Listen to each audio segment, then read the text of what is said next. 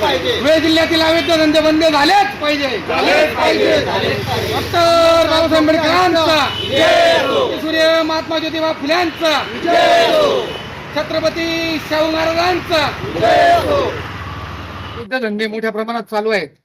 त्याच्यात वाळू खनन असेल, सट्टा मटका, त्यांचे क्लब व नकली पेट्रोल डिझेलची विक्री तात्काळ थांबवण्यात यावी ही भीम आर्मीची प्रामुख्याने मागणी आहे. कारण की या अवैध धंद्यामुळे काही लोक गब्बर पैसे कमवतात आणि त्या पैशातनं गुंडगिरी वाढते. गुंडगिरी वाढल्यानंतर सामाजिक स्वास्थ्य शहराचं बिघडतं.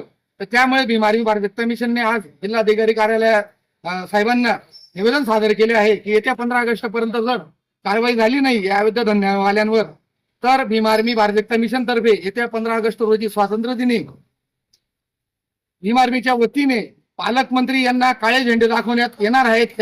याची नोंद शासन व प्रशासनाने घ्यावी. तो कायदा सुव्यवस्थेचा प्रश्न निर्माण होईल त्याला सर्वस्वी शासन आणि प्रशासन जबाबदार असतील. जय भीम, जय भारत.